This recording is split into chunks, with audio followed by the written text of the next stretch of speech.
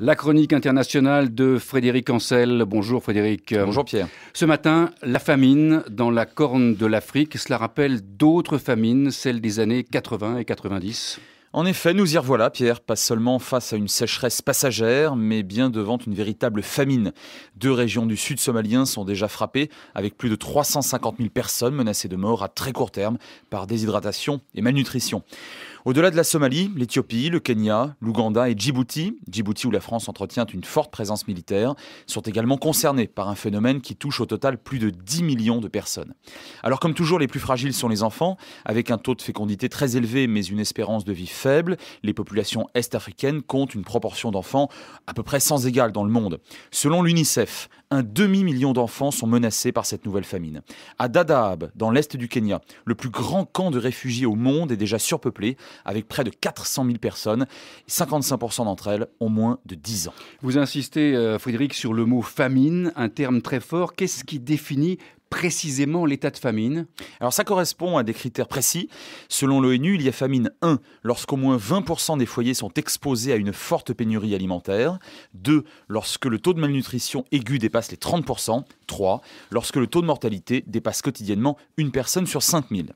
Mais la famine, c'est autre chose que des chiffres. Inutile de maudire un ciel désespérément sec, d'invoquer la faute à pas de chance ou de déplorer le manque de moyens techniques. S'il ne s'agissait que de sécheresse, une aide extérieure pourrait y pallier, au moins le temps de quelques récoltes. Voilà bien longtemps qu'on sait acheminer l'eau potable et les apports nutritifs adaptés, prodiguer des soins, bâtir vite et bien de salubres structures d'accueil. Non, la tragédie est ailleurs. La famine, c'est presque toujours une question politique, soit parce qu'on affame délibérément les gens, comme les Ibo au Biafra de 67 à 70, ou encore les Nuba au Soudan dans les années 90, soit parce qu'on empêche les humanitaires de parvenir sur zone. En 1991 déjà, l'opération américaine Restore Hope, mandatée par l'ONU, avait tenté d'ouvrir un corridor humanitaire entre 2 seigneurs de guerre saccageant leur propre pays. 20 ans plus tard, les mêmes causes produisent les mêmes effets. C'est ce que montre l'excellente carte publiée dans le journal Le Monde, datée d'aujourd'hui. Conflit entre armées et rébellion dans l'Ogaden éthiopien, piraterie maritime autour des ports d'approvisionnement, rivalité frontalière entre États, groupes islamistes somaliens bloquant toute aide alimentaire. Voilà, entre autres fléaux, ce qui fait basculer une région entière d'un stress alimentaire à un état de famine généralisé. Frédéric Ancel, pardon pour le côté un peu abrupt de la question, mais quand on évoque cette famine, y a-t-il un aspect géopolitique ou stratégique? Oui, la question se pose d'autant plus que la Corne de l'Afrique présente au moins 2 vraies caractéristiques géopolitiques. D'abord, les États y sont faibles, pauvres et presque tous secoués de violentes rivalités internes. Or, l'afflux massif de réfugiés aggrave nécessairement cet état de fait en plombant les fragiles équilibres locaux ou en attisant les tensions claniques.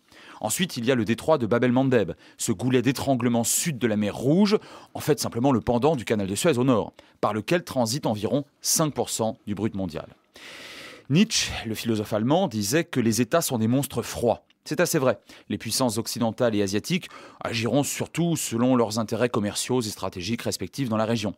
Mais peu importe. Ce qui compte aujourd'hui, grâce ou en dépit des intérêts de ces puissances, c'est que des millions de gamins et leurs parents soient sauvés d'une mort atroce. Frédéric Ancel.